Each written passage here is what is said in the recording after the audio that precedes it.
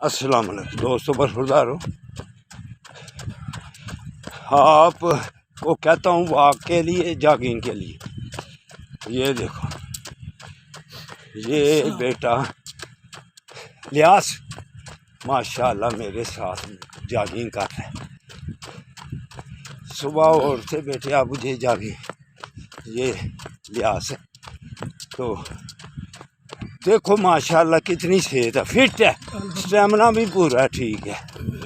تو دوستو آپ بھی اگر ہسپتالوں سے بچنا ہے نا، تو مسجد کی کرسیوں سے بچنا ہے، تو پھر آپ کو بیٹو کہتا ہوں کہ جاگنگ کے لیے، واک کے لیے پارک میں ضرور تشریف لاؤ.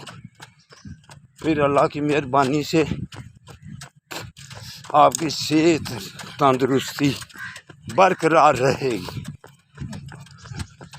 100 سال کے بھی ہو جاؤ گے تو اللہ کی مہربانی سے چلتے پھرتے رہو گے، A1 رہو گے.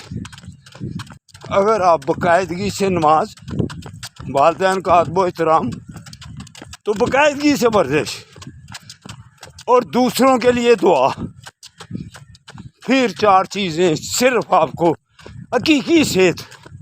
باقی اور بہت سی چیزیں ہیں صحت کو برقرار رکھنے کے لیے، لیکن ان چاروں کو مضبوطی سے آگے پکڑ لیں گے تو اللہ کی مہربانی سے تندرست اور توانا رہو گی. تو 3 چیزیں چھوڑ دینی ہیں. حسد، کینہ، بغض ایک ہی چیز ہے. تو غیبت دوسری، تو تیسری غصہ. یہ 3 چیزیں چھوڑ دینی ہیں، 4 چیزیں باقاعدگی سے شروع کر دینی. پھر حقیقی صحت اللہ کی مہربانی سے برقرار رہے گی.